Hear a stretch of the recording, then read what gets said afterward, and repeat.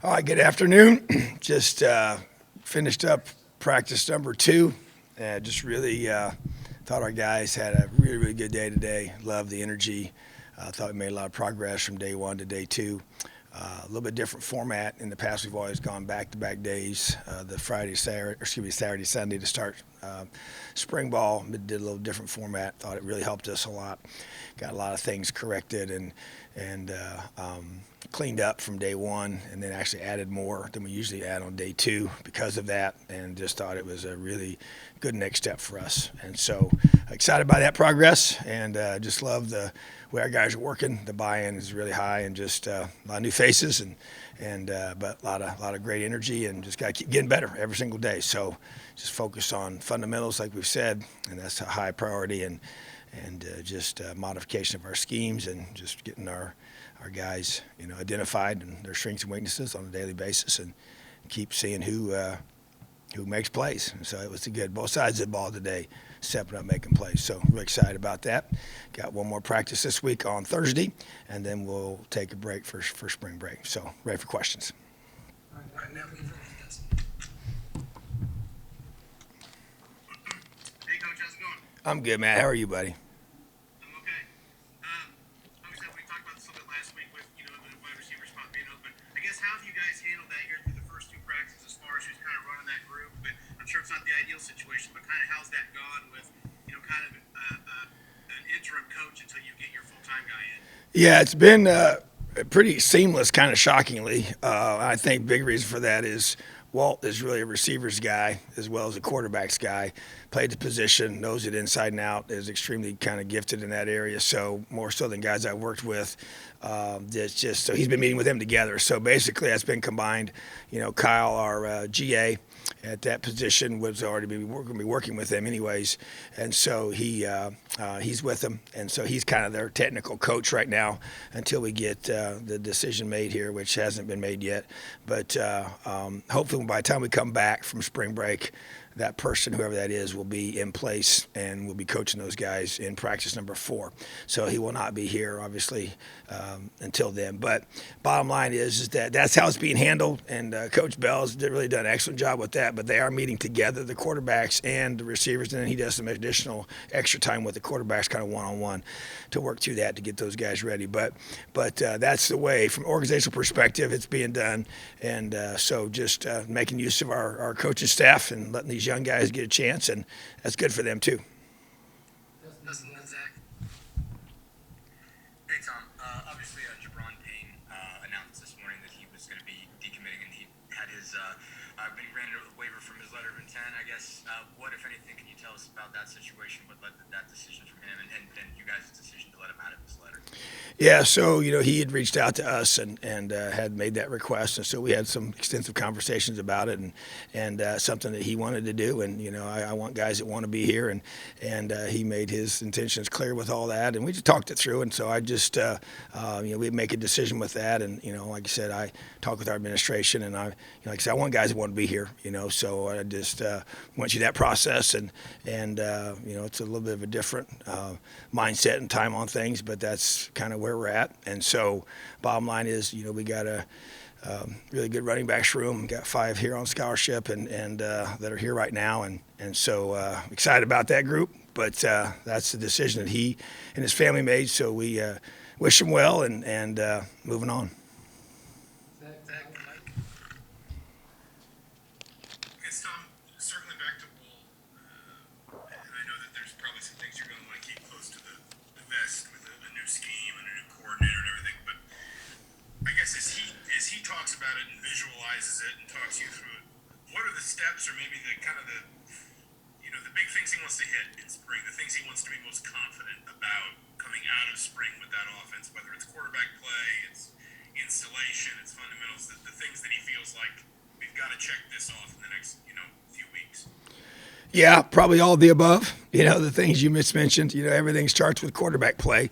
So them being comfortable with the verbiage and the reads and the ability to work through that process, which is the daily thing, and a lot of extensive films. And you really can't do it to the high level until you start practicing. And so now that we've got 2 practices under our belt, and the film that's going to come because of that, and then the film evaluation with the players once you break it down as a staff, and that's really where the growth comes, and just to me, just putting his entire personality on, our run game, and just I've not had a coordinator that's since I've been here that's been this involved in the run game in regards to just the way he approaches it and teaches everything, and it's just it's been really really good, and he's super involved in inside run, and he's really has a high level of energy and attention to detail, extremely bright, and just understands, he could coach every position on that side of the ball, which is a really rare thing to have. And so really been impressed with that. And so I think with that vision that he has for what we're trying to do on that side of the football, it's, it's multiple things that he's trying to get accomplished. And overall, you're trying to get the guys. And it was really, I think the difference between day 1 to day 2 was obvious, and the speed with which we were doing things and the execution, on offense, and just the knowledge that they've gained in the last 48 hours, because we didn't practice the very next day. I thought that was really huge. And actually, he was one of the ones, and Coach Hiller came to me and said, hey, I think it'd be wise if we, did it this way, this year as a different way because of some of the things we're doing different. So I think that was good. And so I think he has a vision for that. And then obviously, I think with him being able to be so involved with the receivers right now, that's kind of sped up their learning curve for the things that he wants to see them do and the reads and the different things we're doing with that. So I think that's been real super positive.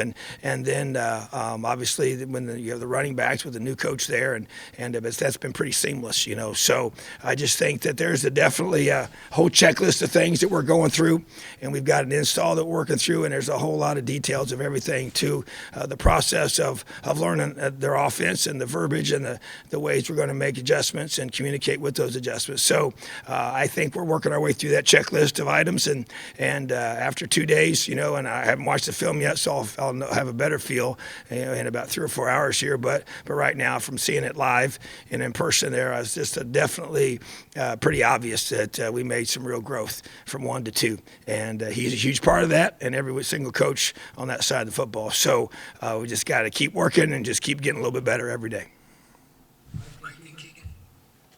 Yeah, Coach, you mentioned all the new faces in the program, and I know you're a guy that really focuses on leadership from a player standpoint, especially verbal leadership. Who are some of the guys that are really stepping up in that regard after a few practices here?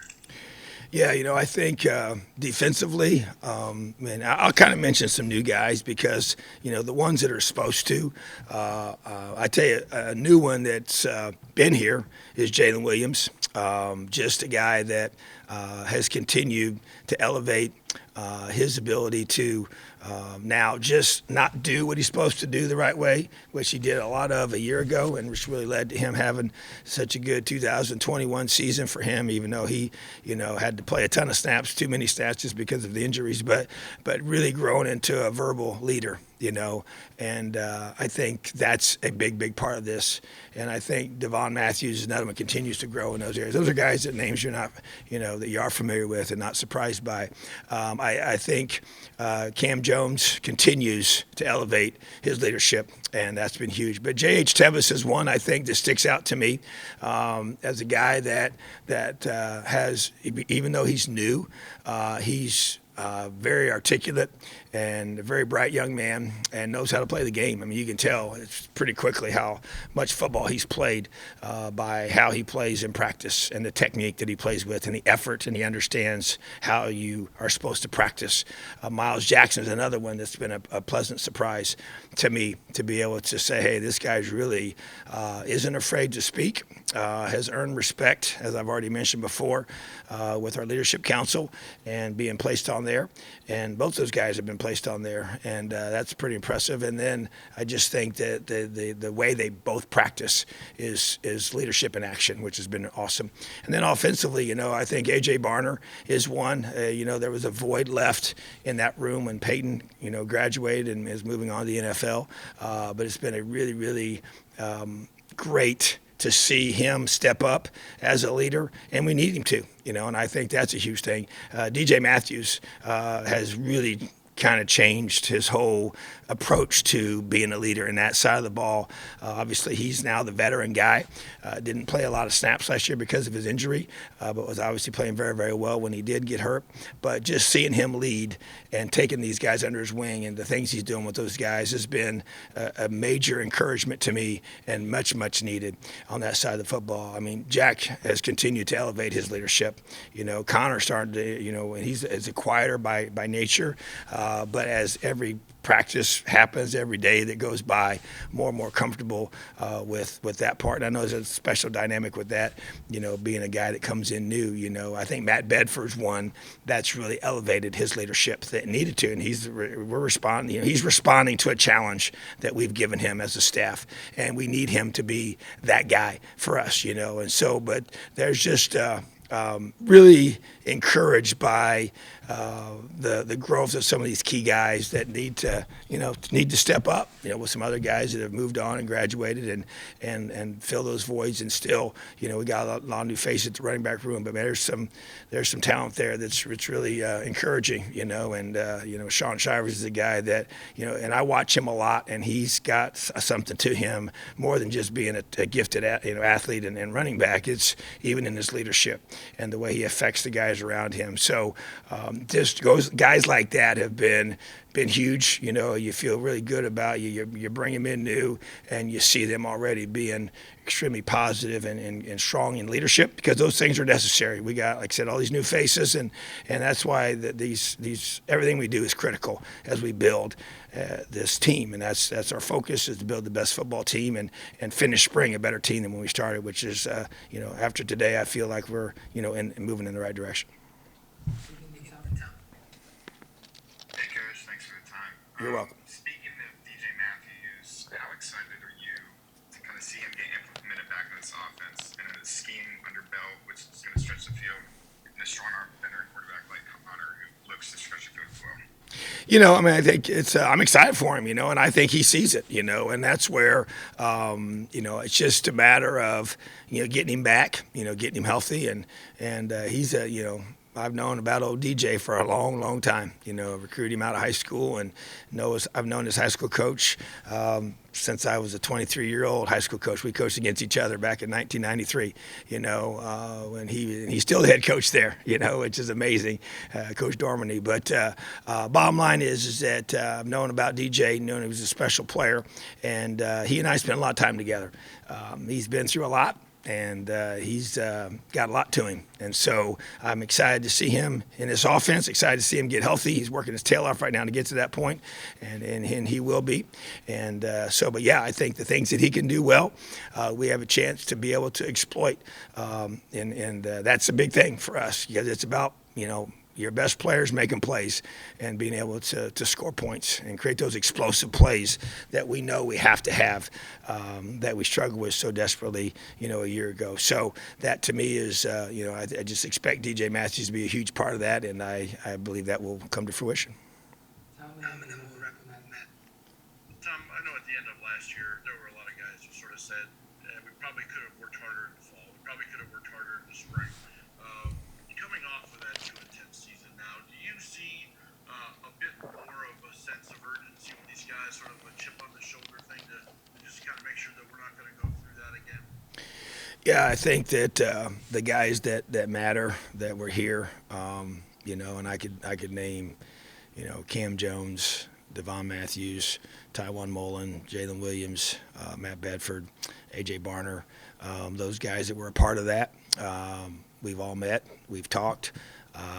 They're, extremely, upset about what happened, and determined that it isn't going to happen again. And matter of fact, they came to me and they wanted to have a players only meeting to start this whole semester. And I gave them, after I met with the leaders and went over how, just gave them some guidance, and they actually came to me with a whole PowerPoint presentation that they wanted to present to the players, and I met with them, went over the things and tweaked the things a little bit, and thought it was awesome, and so you can just see that those things that you said, just some little things that I think they felt like, some guys took some things for granted, prior to the season that, they wanted to make sure we never took anything for granted moving forward. And it's such a fine line, at this level when things don't go a certain way,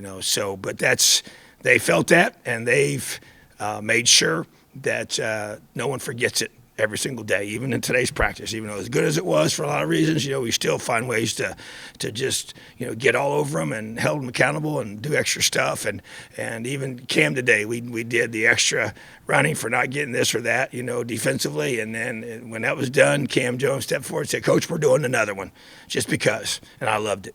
So I just think that's leadership in action once again, and those guys have been. And my thing is now, I'm like, okay, I won't hold you to this because you're right, and there's things we have to do, and so it's part of seeing leadership grow, and guys being able to have the confidence to speak up when they see something that they want to create a change with. And to me, that's what it's all about, is when it becomes internal and the leaders are the ones saying things and doing things, and not from just the coaches. That's a good next step. So yeah, it's really critical, important, and the past is real, but it's not predictive unless you don't change your behavior or you don't change your daily habits. And so we're working hard to make positive changes to create different habits so we can get a different outcome.